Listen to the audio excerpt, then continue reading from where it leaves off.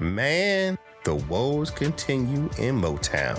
Coming up on this edition of the Die Hard Den podcast, Seany J and I look at the Lions' woeful performances over the past few weeks.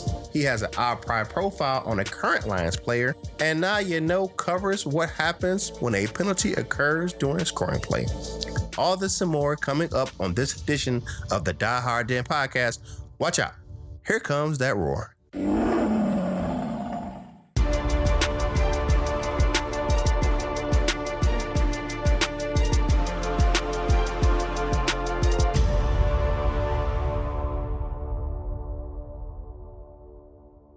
What up, though? This is Kurt Steele, and welcome to the Die Hard Den podcast. And as always, I'm with my man, Seany J. What up, people? We back. Hey, like Seany J said, we're back. I really enjoyed my anniversary cruise.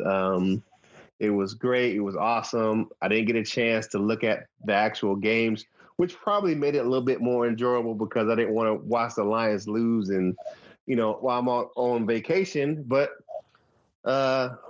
hey, for those individuals who want the Lions to tank, I guess they had a pretty good couple of weeks. But, hey, we're back.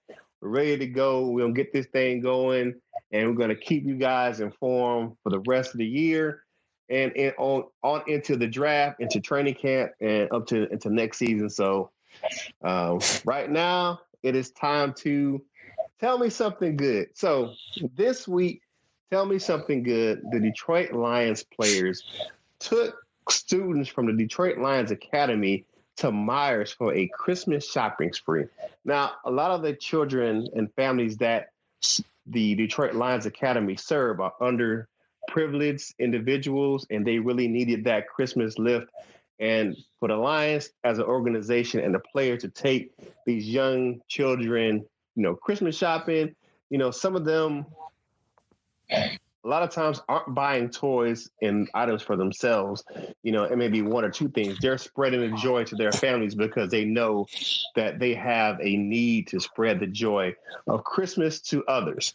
And big shout out to the Lions players that participated in that. And also the Lions had I think it was called Present Prowl, where they visited Bethune Elementary, and Lions players also went and handed out presents to those young students at that school. I've always liked the good community engagement that the Lions have had, especially the last few years. What do you think about that, my man, Seany J, with the community involvement for the Lions?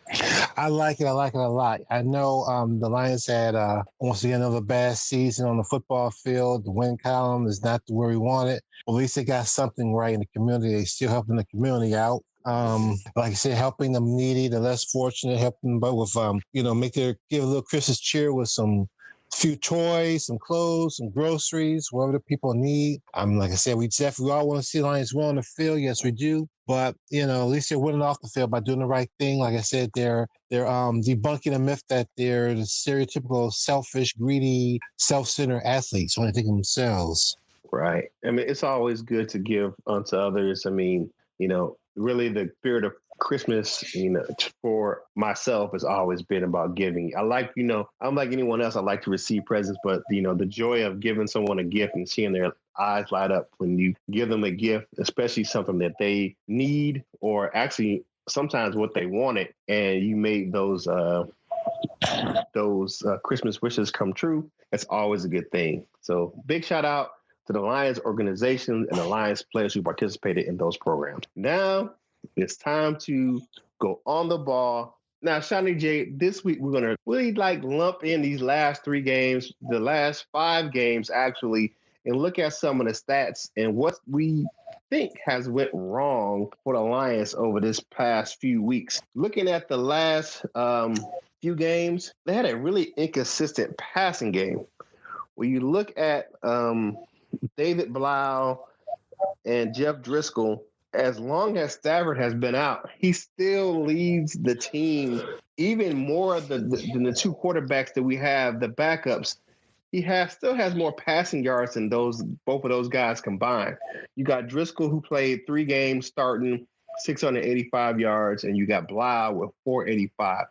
It really became an inconsistent passing game once you took Stafford out, which is not unexpected. So, I expected the team to take a step back in the passing game. Jeff Driscoll and David Blau aren't, your franchise type of quarterbacks where they're going to go out and throw for, 400 or 500 yards a game. If Matthew Stafford was on pace in his 8 games, if he would have stayed healthy, he probably would have had about 5,000 yards passing, about 40 touchdowns. So looking at that, I really didn't expect those two guys to come in and light it up. But, what can you say? What's your thoughts about those two backup quarterbacks and their play over those last 5 games? I agree with you. We know they weren't going to be a Matthew Stafford, even though, I was hoping for a pleasant surprise, that they could show they could be the next Kurt Warner. Remember when he just came out of nowhere and led the Rams to the Super Bowl a few years ago or something like that. And, David Blau, I really want to see him play. He's a rookie. We actually traded for him at the end of training camp with a head scratch. I said, my post to the group was, I say what now? And that was my exact words. And because he didn't look so good in that Cleveland game. He threw a couple picks. But the Lions made a trade for him, a 7th-round pick. It was a low risk. They could have. I thought they could have easily got him on the waiver wire, but they actually traded for him. And I want to see him play because Purdue, where he came from, Purdue University, has a history of turning out some pretty good quarterbacks. You go way back to the former Kansas City Chief, Lynn Dawson, and Bob Greasy, and Gary Danielson, and Jim Everett, and, of course, Drew Brees and Ken David. Right. Blau be next in line, because he comes from a pro-style offense. He looked good on Thanksgiving Day. Not so much against the Vikings. He kind of took a step back, but Minnesota has awesome defense and pass rush, and he's still a rookie. But I want to see him, like I said, start the rest of the games. I want them to win, try to win, play the best you can, because tanking, you can't see if a player can play well or not by tanking. You got the guy go out there because they're fighting for their jobs, their livelihood, and we got to see if he can play. And they got to make big plays, and it's just a good article in Private Detroit, which I posted to the group, about all the young players, several young players, rookies and second-year players who the Lions are playing right now, evaluating. So hopefully they all will develop and we have a bright future ahead of us, starting in 2020. But I definitely want to see Blau, because he's a rookie. David Driscoll Jeff Driscoll, kind of had a track record. He was 1-4 last year and started the Bengals. He has some ability. He has some good running ability, but he made some bonehead decisions too, and throw the ball. But I want to see Blau and see can he be the next great quarterback coming out of Purdue University. Right. One of the bright spots over the last few weeks has been a player that you've kind of spotlighted on the social media pages is Bo Scarborough. Bo Scarborough in 4 games, 301 yards rushing. Now, in his 4 games, he's only 7 yards behind Kerryon Johnson, who only has 308 yards in 6 games. So his production in the run game has definitely made a difference for the Lions. It hasn't translated into wins. However, it has made a positive impact in keeping the offense balanced during a time where you need a more run support because you have a slightly less talented extremely less talented arm talent at the quarterback position. So Bo Scarborough is really playing well. I don't know what the Lions have in store for him. Are they going to bring him back next season? Is he going to be on the squad, or are they just looking at moving on from him? That'll be down. End of the season. That'll be down. Yeah. I'm not going to speak too much because Scarborough is my Lions prior profile, so I'm going to say my comments till then. But it'll be very dumb if they cut him or let him go. Yeah, let him go. They should be able to. I think they're going to have the cap space, and we'll talk about that in 2 Points Conversing, where they can have the upcoming cap space for next year, where they can sign him for a smaller contract and have him fit on the team for the next upcoming year. Looking at the biggest bright spot on the offense is Kenny Golladay. Kenny Golladay is top 10 in receiving yards at 1,008 yards. I think he's number 9. And he, with 10 touchdowns, he is the NFL leader in touchdown receptions. Now, I would say this. For me, I think that he's the only Lion that I see in my eyes that will be worthy of a Pro Bowl bid, just because of the fact that he is producing, number one in the league in touchdown receptions and top 10 in receiving yards. I mean, he's it right now. If Marvin Jones would have been able to finish out the year and get over 1,000 yards and stay up there with because he's number 2 in receiving touchdowns with 9. I think they both would have deserved a Pro Bowl nod. But Marvin Jones, if you haven't heard yet, it came out on the news wire today that the Lions shut down Marvin Jones with an ankle injury. I think that's the best thing to do, injure his ankle in the game versus the Vikings. Right now, the Lions aren't really playing for anything, and there's no need to have your star players or your veteran key players play and risk further injury or long-term injury where it will affect him going into next season. So, I mean, let's stop right there, my brother. They are playing with young guys, the rookies, the second-year guys, the free agents. They have something to play for. They got, they're playing for the NFL futures and livelihoods. Right. Now, I'm talking about the veteran guys who really don't want them to get hurt. If they're already injured, I would say take them out. I wouldn't risk those guys. Now, the guys that need to get that tape, who the Lions, may look at, evaluate to bring them back, or they may be trade bait for, another team, or, they playing for their livelihoods. Maybe they can put some stuff on tape where if the Lions release them in the offseason and can get picked up. But for those guys like Kerryon Johnson, Matthew Stafford, Marvin Jones, sit those guys down, let the young guys play. There's no reason to risk your veteran players getting injured during this time of year. Go ahead. I was going to say, I love Marvin. He was having his best season. She got hurt. He'll be 30 years old next year. Will he become a cap casualty? Will the Lions let him walk, or should they bring him back? That's the question, I mean, he had a really good season, so I would love to have Marvin Jones back. I mean, so would I.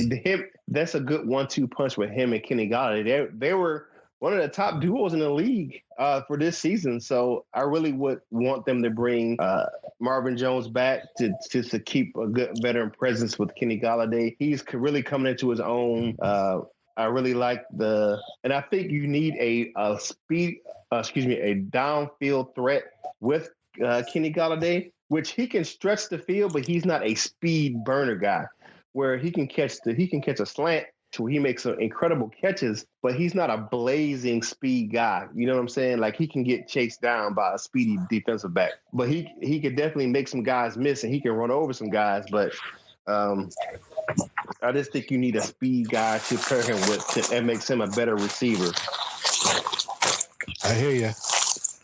Yeah, Marvin Hall felt that role nicely. He averaged 40 yards reception, but then he got hurt. So the Lions really got hit hard with injuries this year.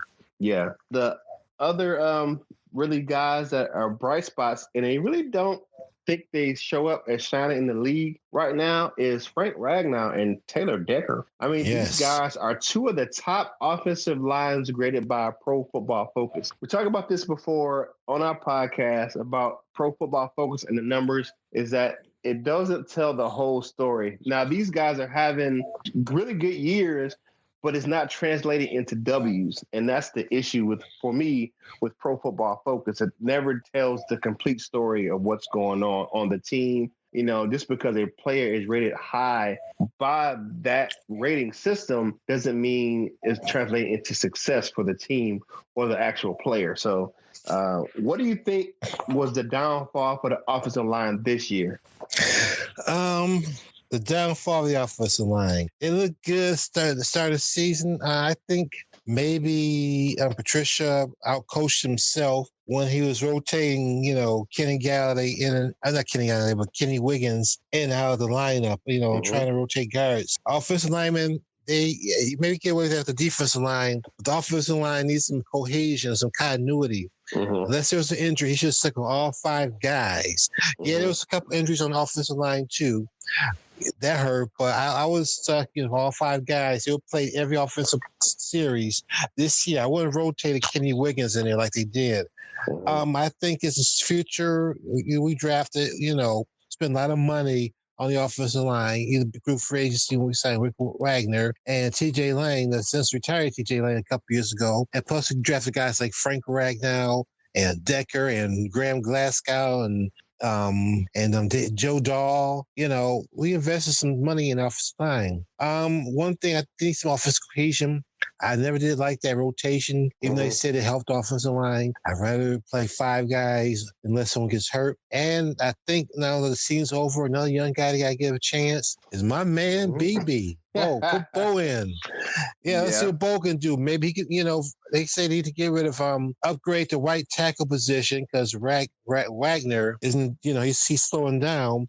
Bo is a big guy. Maybe he can play right tackle. I think he has played low tackle, even though he's a guard coming out of college. See what he can do. Dress him, play him, put him out there. It's the time to see what the young guys can do. Play my man Bo. Bo and Bo show. Bo Scarborough and Ben Schwal. Okay.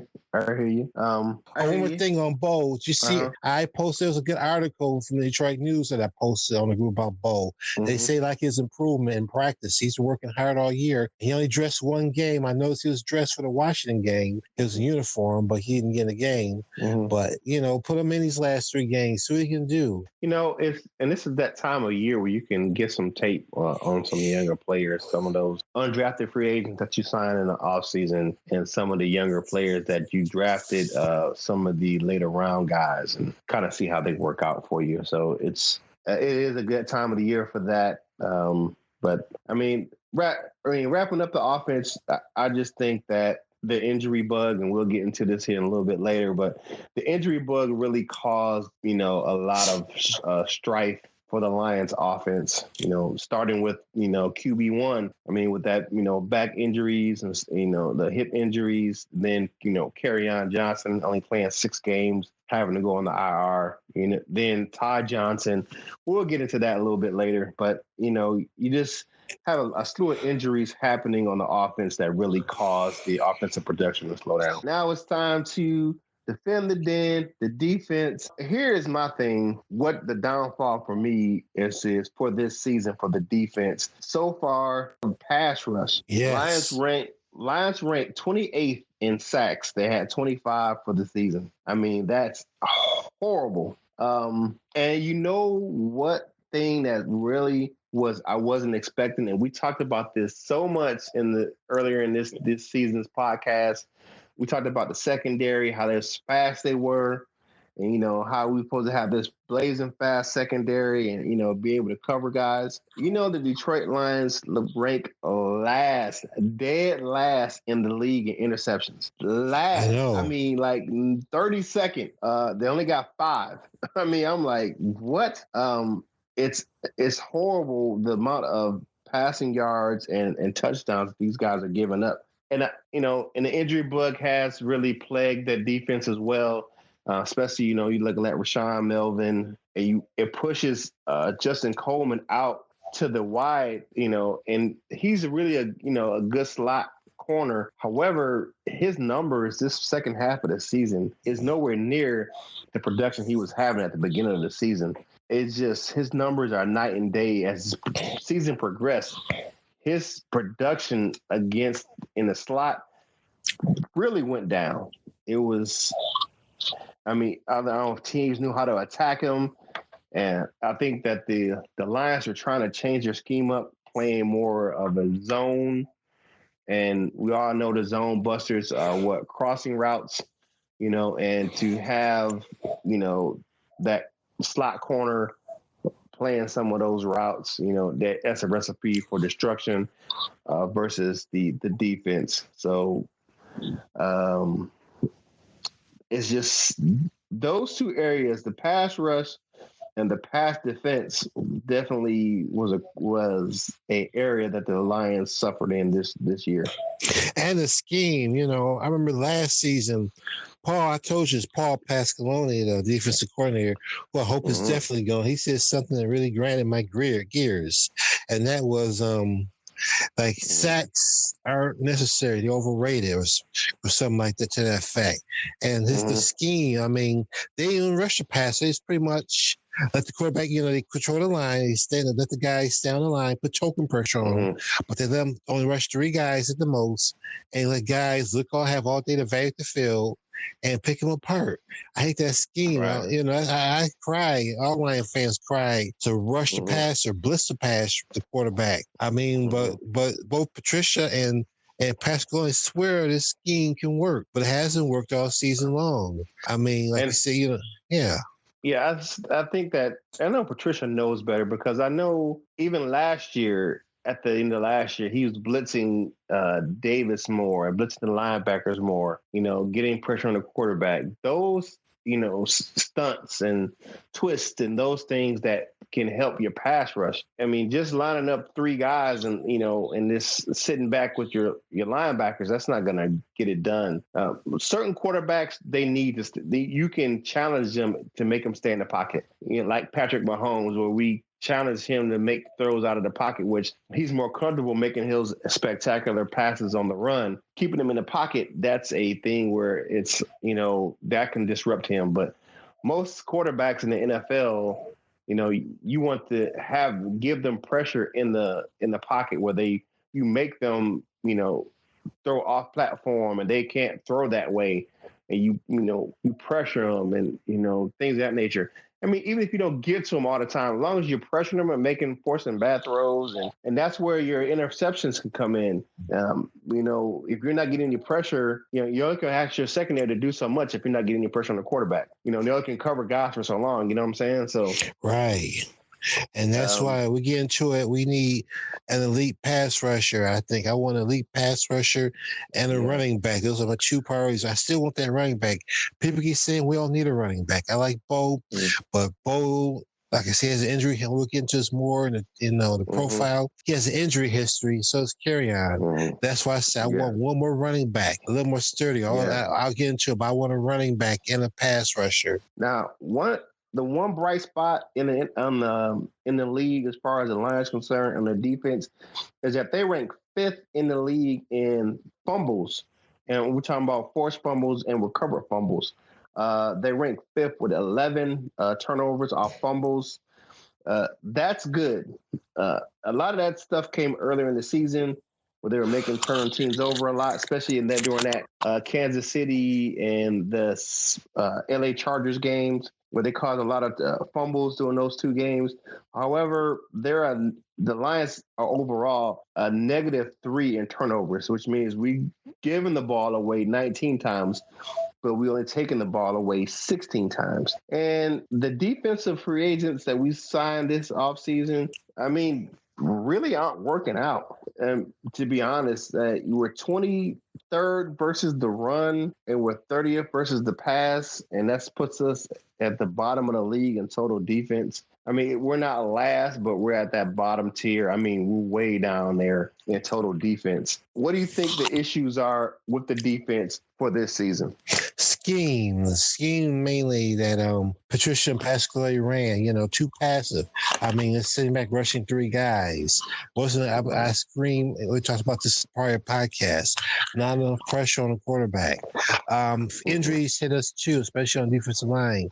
We got like Mike Daniels, who I thought would be a stud for us. He's been hurt a lot. Deshaun Ham's been hurt. Even Trey Flowers is hurt, but Trey Flowers has been playing his ass off the last few weeks. I think he needs a opposite among a bookend on the end, have him out, a pass rusher.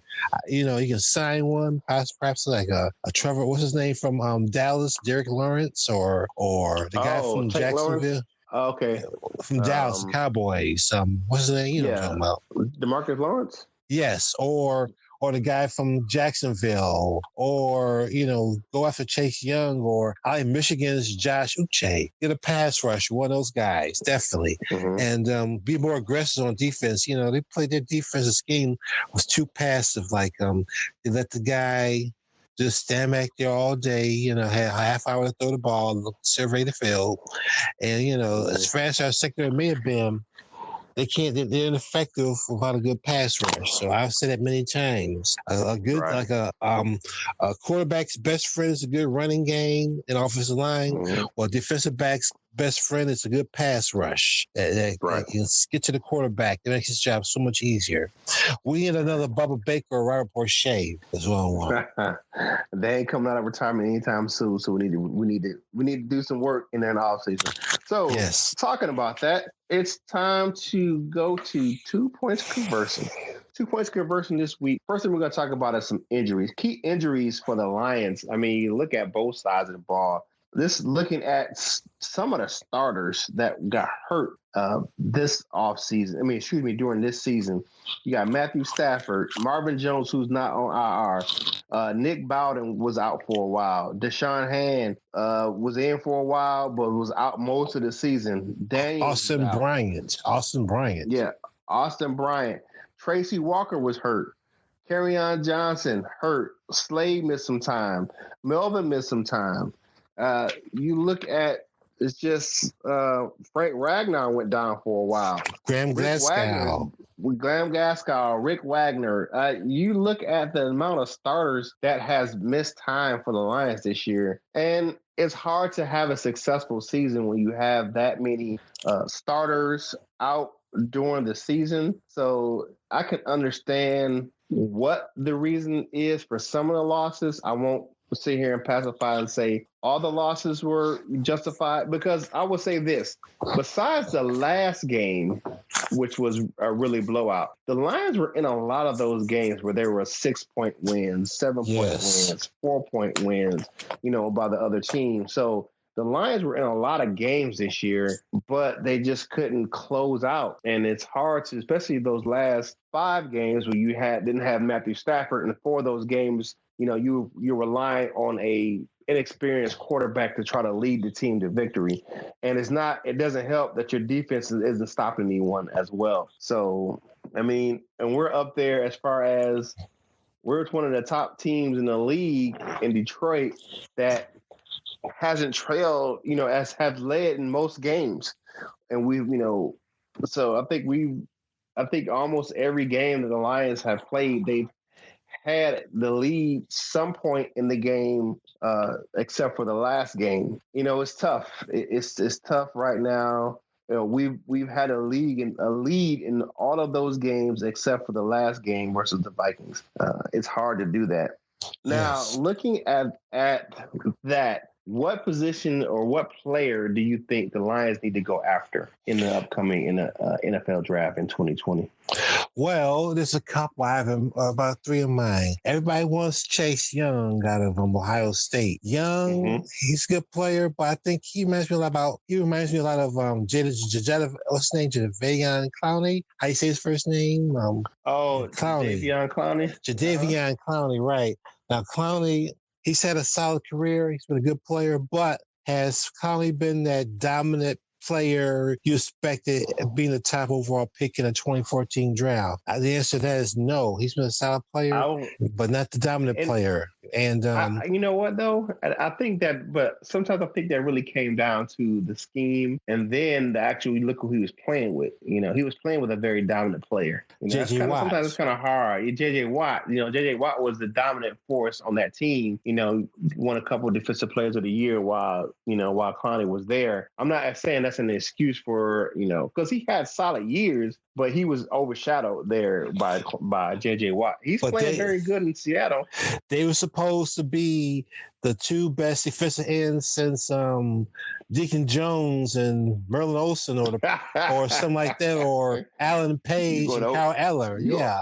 You're an old school boy. You're going old school on that one. Yeah, they're supposed to put the next Alan Page and Kyle Eller or something like that down there in Texas. But they weren't. Like I said, Clowney been a solid player, but not the dominant player everybody expected he would be coming out as a top overall pick in 2014. And I see Chase Young being a similar player now. Michigan, even though they lost the game, and same thing with Wisconsin, even though they lost the games, last 2 games to Ohio State, Young was pretty much a non-factor. The Michigan kind of neutralized him. So did Wisconsin. He didn't get a quarterback sack. And it's going to be even tougher in the NFL. Teams with a game plan for you. You just can't win on your physical ability alone. Teams, you're going to get some big offensive linemen once you get to the NFL. And the things you can get away from college, you can't get away in the pros. So Chase Young, even though he had a great college season, that won't necessarily translate to the pros. Also, let me say one more defensive one. The guy from Auburn, Derek Brown, I do believe his name is number 5 down there. He's a good run stopper. Yeah. Defensive tackle, yeah. Defensive tackle, run stopper, yes. I like him. I mean, he reminds me a little bit of one in Ndamukong Suh, who we drafted 10 years ago. I mean, he's a good run stopper. He can rush the passer. And, all the issues we had, defensive tackle. Snacks, get up age a little bit. Tan is injury prone. So is Ashawn Robinson. A defensive tackle, it's just necessary to defensive end. You need to replenish, the defensive line. And like I said, that pass rusher later, like a Josh Uche from Michigan or somebody like that. And like I said, we need one more thing on offense. We need a running back. As much as I love Bo Scarborough, and I do want him back. Bo can't carry the load alone because, of his injury history, which I'll talk about later. I would love a running back. If not in the first round, the second or third, I would love a Jonathan Taylor from Wisconsin. I would love A.J. Dillon from Boston College. I would love even J.K. Dobbins from Ohio State or Najee Harris from Alabama. But we definitely need another running back to go along with what we have. Right.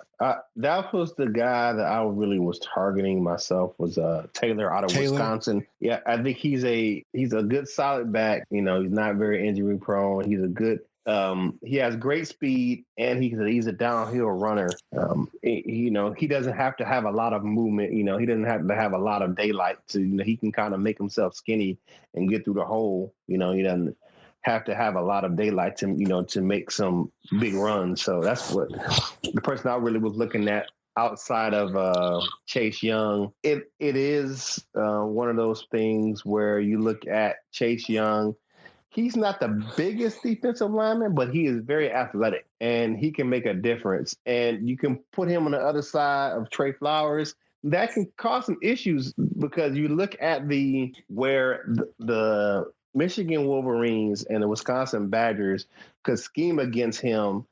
There wasn't that other guy on the other side that was really, that great of a pass rusher where if you put him on the other side with someone else, that can wreak havoc because you can't scheme for both of them. You can't scheme for both defensive ends. Then you leave your quarterback really open for blitzes from up the middle, where you're looking at if you double team both Trey Flowers and Chase Young, have a player like Tave or Davis coming through up the middle from the linebacker position. So, or you're looking at Kennard coming around the edge. So I think that Young would be a good draft pick for the Lions myself, but we'll see where Bob Quinn and those guys go.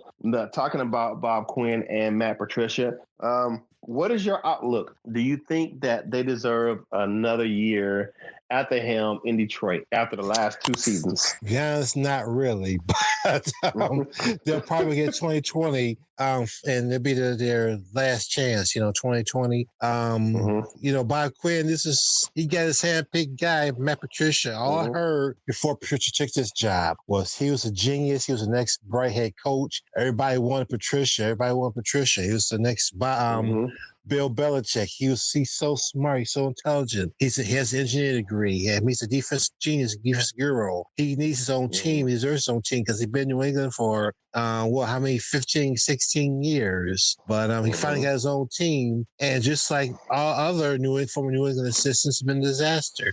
The most successful disciple of Bill Belichick is probably Bill O'Brien of the Texans. Yep. Yes, he's the most successful. Yep. And he was at Penn State for a year. Yeah. So he's the most successful, the only successful former coach from Bill Belichick's coaching tree in New England. They said Patricia was going to break the mold, and he had Bob Quinn, also a long-time Patriot front office guy, who both are on the same page. They believe in the Patriot way.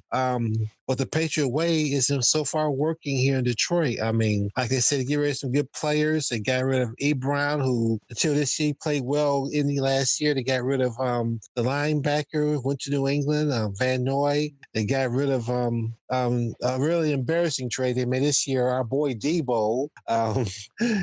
Quandre Nino, Diggs. yes, Andre Man, Diggs. That was I tell embarrassing. you, Get rid of, yeah. So I they tell made some, you, yeah. Go ahead. I tell you this, man. It hurts my heart every time I see him on national TV making plays. I'm like, sweet Christmas. Why did we give up? First of all, when it happened, the next game, what happened? Tracy Walker goes down. But Diggs was a captain. You voted this guy a captain. He was a captain on your defense and you traded him away.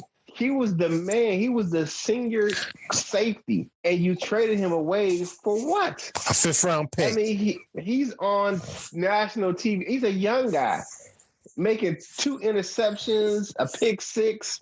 I think he had another interception when he played in a primetime game earlier this year. I'm like, come on, man. I mean, Quandre Diggs is in Seattle balling out. I mean, you think about this. It's reminding me of that Cliff Averill type of where we let him go to Seattle and he's on the verge of where he can win a championship. Or that, because they are a championship caliber team. I'm not saying they're going to win a championship this year.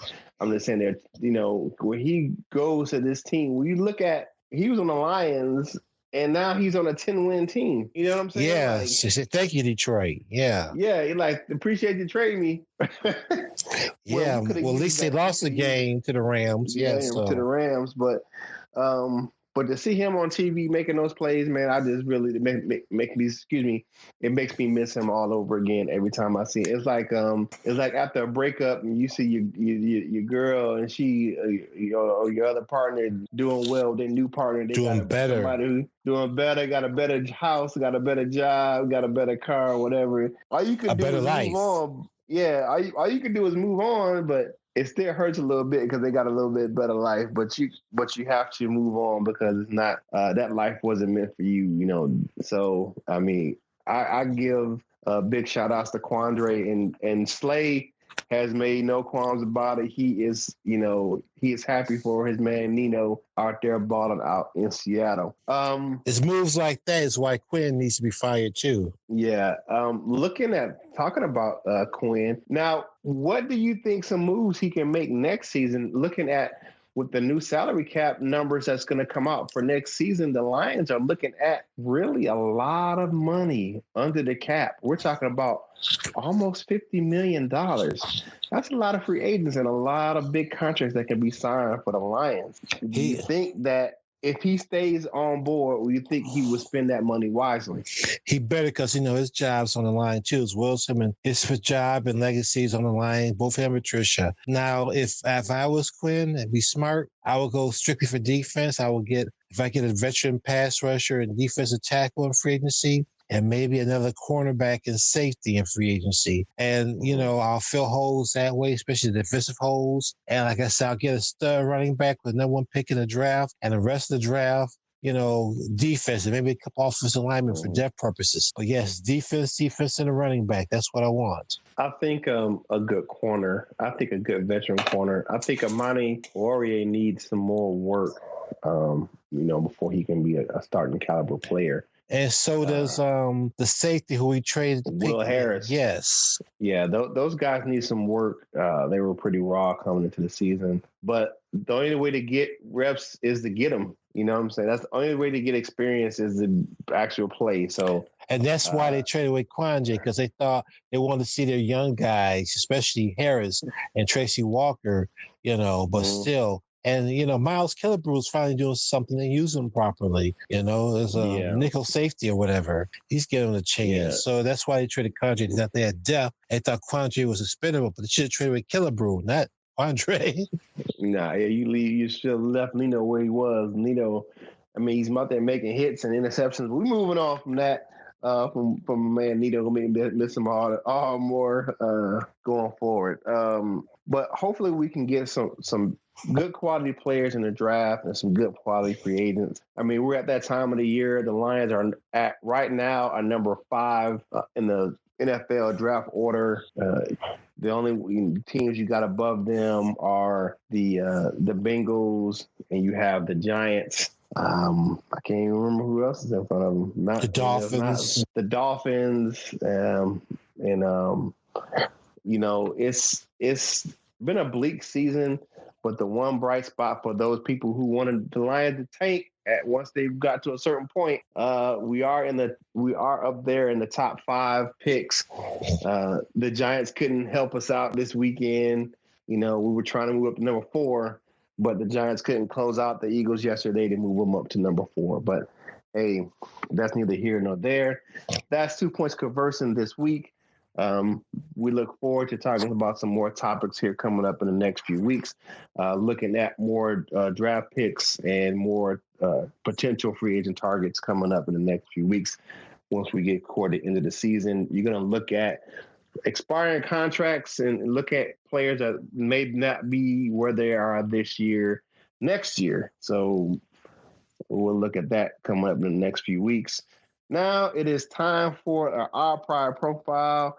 After the break, we'll come back and we'll get that our prior profile on one young Lion, Mr. Bo Scarborough. We'll be back here shortly.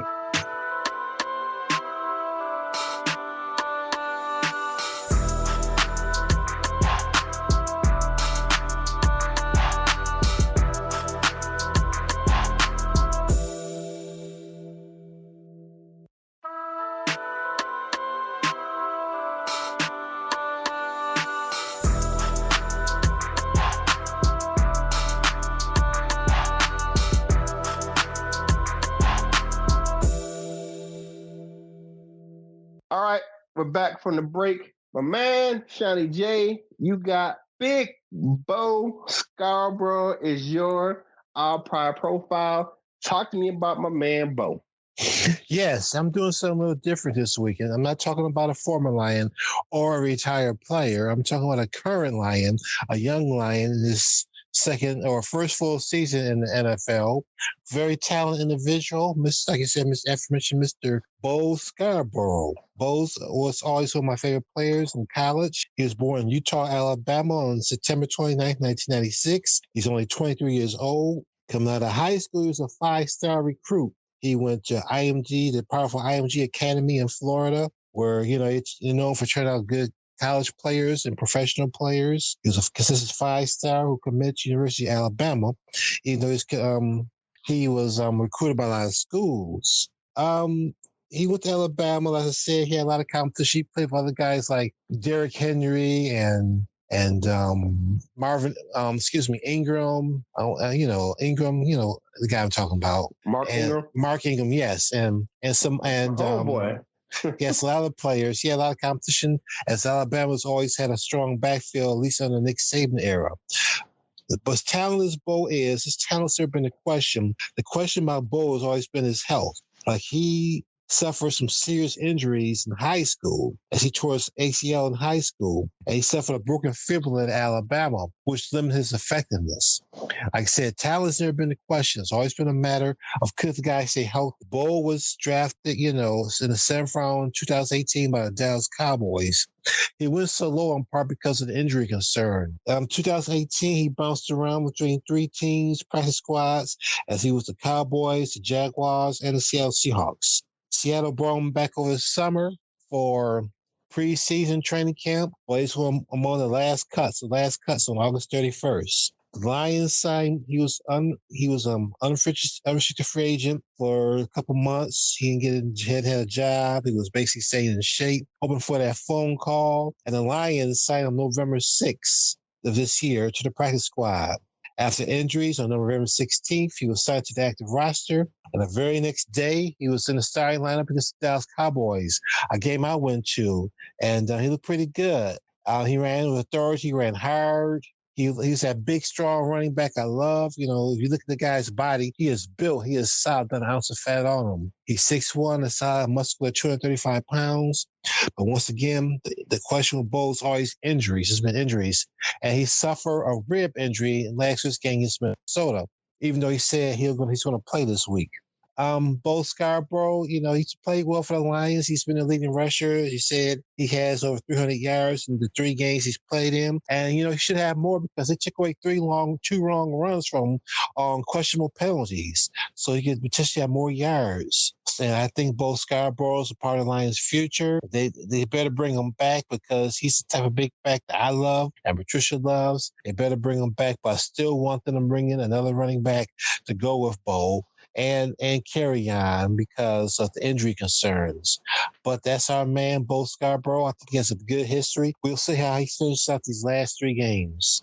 All right. That's my man, Bo Scarborough. Now it is time for Now You Know.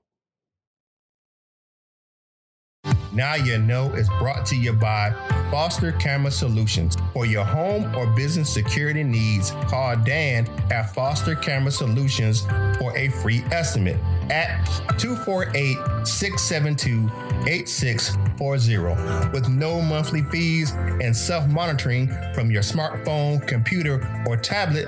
Let Foster Camera Solutions design a security camera system that fits your needs. You can also visit their Facebook page for more information at facebook.com/Foster Camera Solutions. Remember, Foster Camera Solutions when securing your home or business. What up, though? This is Kurt Steele, and welcome to this week's edition of Now You Know. This week, we're going to cover Article 3 of Section 2 of the NFL Rulebook. We're going to read the rule and break it down for you as we normally do here on Now You Know. You know how we do it. So let's get into it.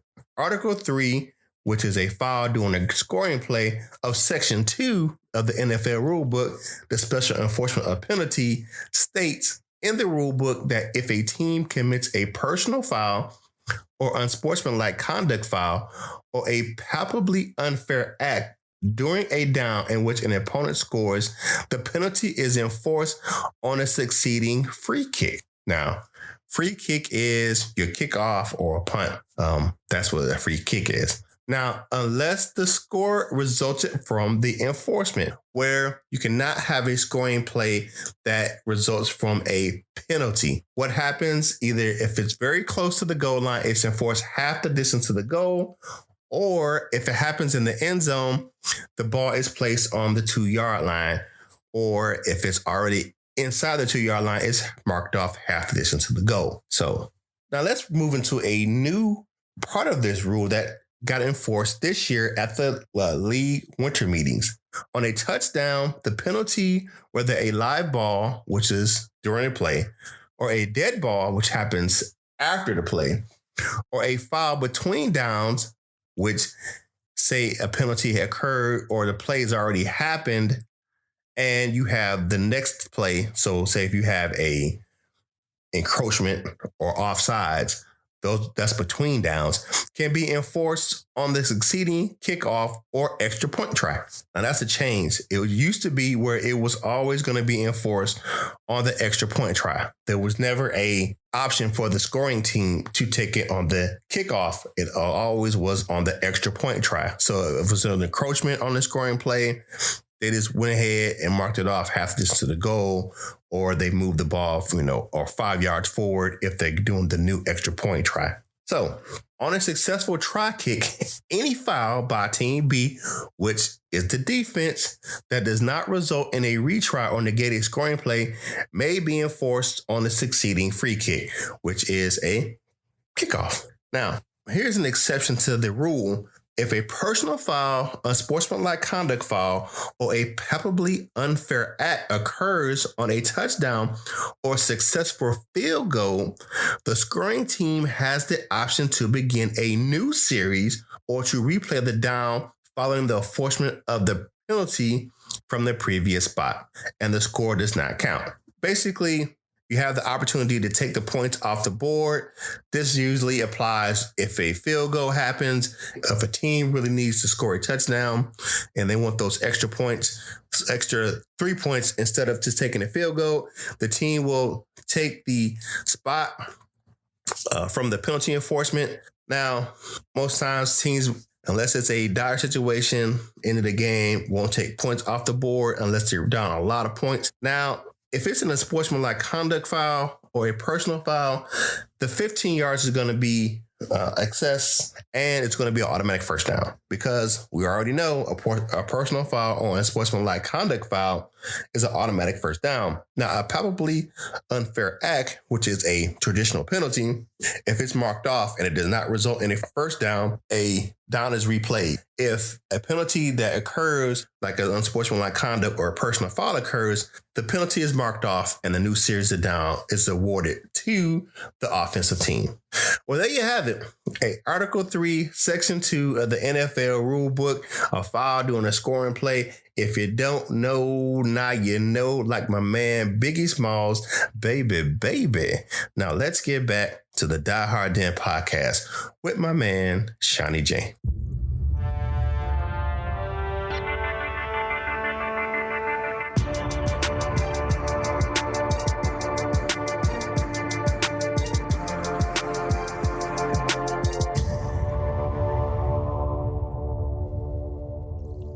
All right, we're back from Now You Know. It is time to go on to the next one. The next game versus the Tampa Bay Buccaneers. Who do you got, my man, Seany J, for the Lions versus the Buccaneers? I think the Lions are going to win at least one game and close out the season. I don't think they're going to go out 0-9. Hope they don't, at least. I don't want to see them make Jameis Winston look like Warren Moon or anybody like that. I think the Lions are going to win a close one. I'm going to say 21-17 Lions. 21-17 Lions. Looking at the three games, I would say that Jameis Winston's coming in with a broken thumb. I will say this. I would think the Lions may squeak one out. It's going to be a defensive battle. I would say the Lions 14 and the Buccaneers 10. I'll go with that. I'll go for that too. 21-17, 14-10, 4-point spread. I'll go. Who's favoring this game? Let's look it up right quick while we're on here. Let's see who is favored on this game. It is. Hold on. We'll put it up. I'm gonna put it up right now. So we ain't got to guess on who's favored in this game. I do believe that the Lions are a home underdog again this week, going up against the Tampa Bay. Yes, Tampa Bay is favored by 3.5. Okay, but I think they're going to lose by that amount. 4 points, we both do. So it's an 8-point swing. Yep, 8-point swing. So, all right. So, and that's going to be Sunday at Ford Field. If you get out there, hey, enjoy the game. We got two home games left. The Lions will be traveling to Denver in 2 weeks, but for a 4:00 game versus the Broncos, who had a shocking victory versus the Houston Texans. That was a wild game. All right, so now it's time for us to get on out of here. So my man, Seany J, tell the people how they can find you on social media. You can find me on Facebook, Sean Jennings. I'm head administrator of the Detroit Lions Truth Fan Group on Facebook. We are very entertaining and informative, and you want to join the group, I'll be happy to add you. All right, and you can find me on Instagram and Twitter at Curtis Steele 14, CurtisSteele 14. I am also Curtis W. Steele Jr. on Facebook. You can find me in the Detroit Lions Truist page. You can find me on Detroit Lions Die Hard fans page. And you can also find us on the Detroit Lions, on the Die Hard Den podcast Facebook page. And you can also follow the page on Twitter. The podcast is at Die Hard Den Pod C1. You can also email the show dieharddenpodcast@gmail.com. Thank you all for listening to the podcast. And we're going to have some surprises coming up shortly here on our Facebook page. So you're gonna have to listen and you're gonna have to find out some good things. We're gonna have some surprises coming up on our Facebook page. So stay tuned. And as always, we thank you for listening to the show. We're here to inform you about the Lions and what our opinions is about the Lions and what they're going to do going forward. So as always, this is Kurt Steele. And for my man, Seany J, we are out.